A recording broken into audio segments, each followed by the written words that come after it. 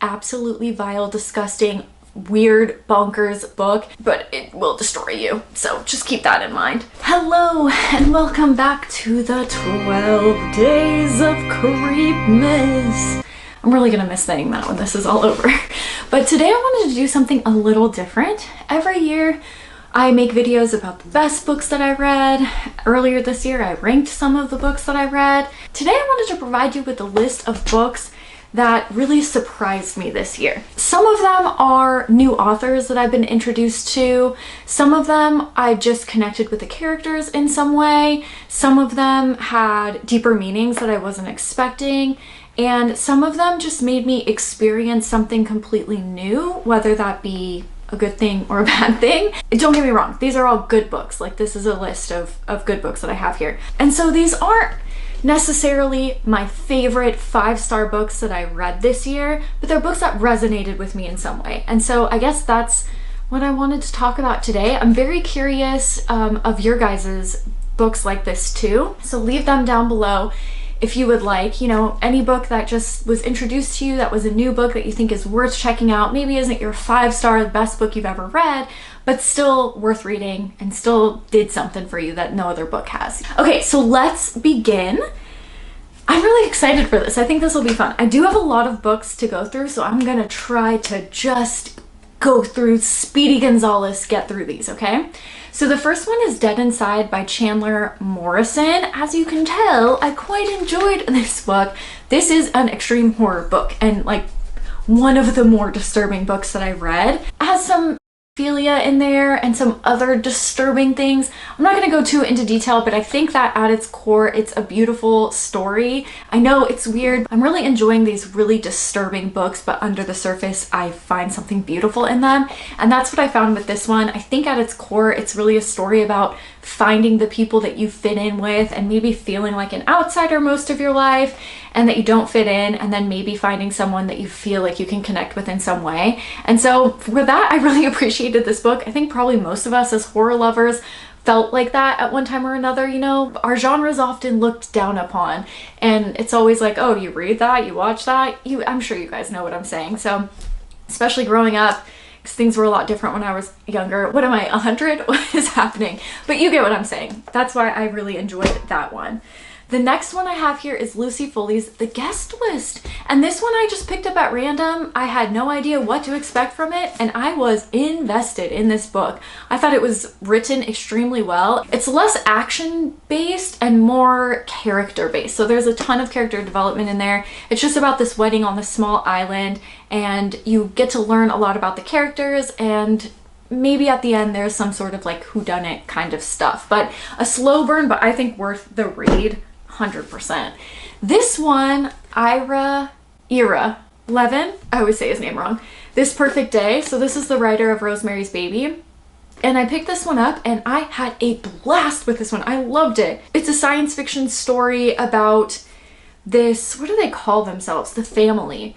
And you're in this family and they're in control of you. They inject you to kind of keep you at base level. And then it's about people that try to slowly break out of that and see if they can figure out some sort of life outside of the family, if that's even worth it. It's a really interesting science fiction book, and I adored that book. Oh, look at that. I did Breakfast of Champions by Kurt Vonnegut. This one I'm not going to talk about because Kurt Vonnegut is one of my favorite authors and I talk about him all the time, so it's no surprise that I like that one. Jack Ketchum's The Girl Next Door. Man, this book broke me. I have read some messed up stuff in recent years, and this is still the most disturbing book that I've read. Disturbed me to my core. It's about a girl next door. This young girl comes to stay with a family next door, and she just gets captured and tortured, and they all just watch it happen, and it's based on true events. And it is so disturbing because you get to know these characters and their kids, and you get to like feel for them in some way. And oh my god, this story is just so wrong. It honestly ruined my week when I read it. I will never read this one again. I can promise you I will never read this book again, but I still think about this book to this day. So yeah, I think worth reading if you're in a place where you can read something just super messed up, but it will destroy you. So just keep that in mind. Suffer the Children by Craig DeLuey. This one I really enjoyed too. It's like a modern twist on a vampire story. All the children die from an illness, but they resurrect and have a thirst for blood. So really it is like a modern day vampire story, but I think it's so different, and there's so much under the surface about just like what a parent would do for their kid. And I truly think that that's kind of the core of this book, the common theme in this. And you just get to see the world break down and people lose their mind and things come back and wrap together.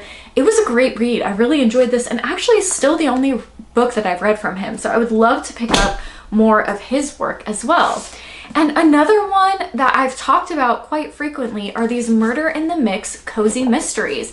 These books just brought me back to my adolescence. I don't know, just that like whimsical, magical feel of books that you read when you're a young adult or a teen or whatever. But these are made for adults. There's like strip clubs and stuff in here. So they're adult books, but they make you feel that like whimsical, magical feel of when you were a kid reading books again.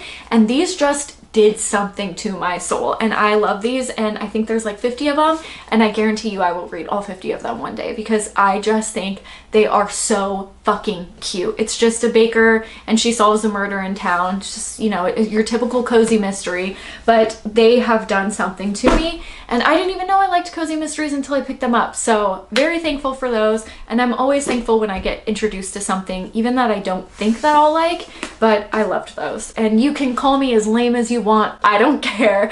I love those books. The next one is The Writing Retreat, a novel by Julia Bartz. This one is about writers that go to a writing retreat and they're trying to like fight to have their first book published. They win a contest with this writer.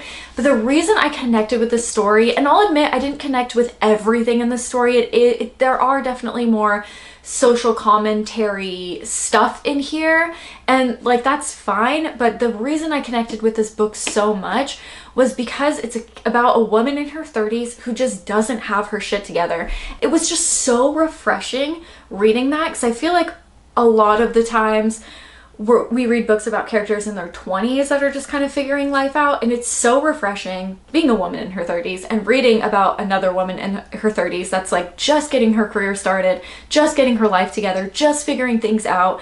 It's just nice to read. So that's why I enjoyed this one so much as well.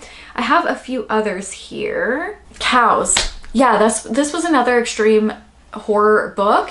And it surprised me, it really did, because on one hand, it's absolutely vile, disgusting, weird, bonkers book. It's about talking cows and murder and just all these horrendous stuff. I'm not suggesting that you guys read this. Check the warnings and do your own research before.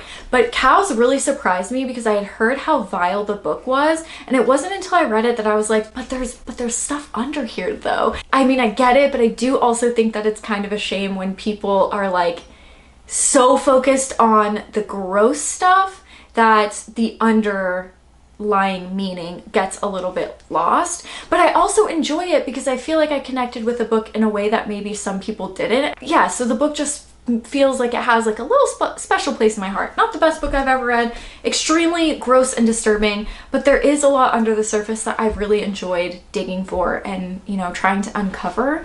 Another one was The Vampire by John Fudge. I only wrote by John, but he does have a last name. John Polidori. I'm not sure if I'm pronouncing that correctly, but this is the first vampire book ever written. Vampires did show up previous to this in poetry and things like that, but this is the first vampire book ever written. In fact, I did an entire video on this, so if you just go to my channel and type The Vampire, it'll come up. Vampire with a Y.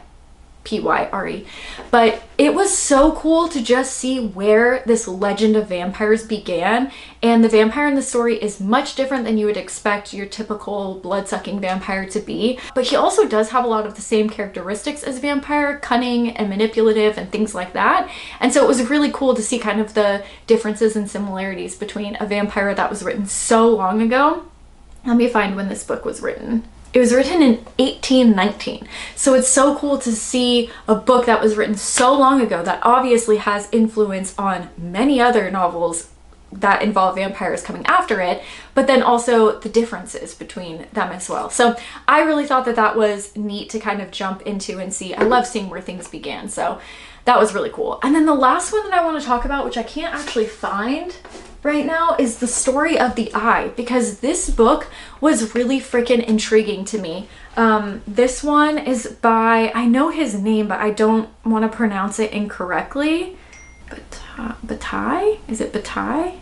Georges Bataille. Georges Bataille. Anyways, this one was really interesting to me as well. I'm not going to pretend like I understood everything that happened in the book, but I also am not the type of person that just enjoys reading other people's interpretations of books and then regurgitating them. I don't think that's helpful for anybody. So I really like to read a book and just see what it means to me. And this book was a wild journey. It was so interesting seeing again a book that was written, I think it was written in 1928, if I'm not mistaken, in the 20s, and have it be like such an intense book about sex and castration and all this weird shit.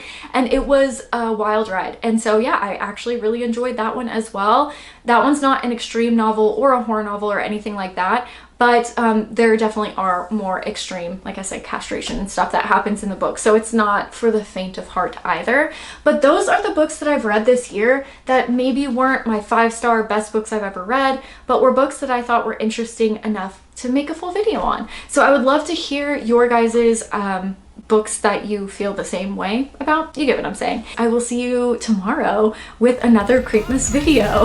Bye guys. Oh, and thanks for watching, of course. Bye.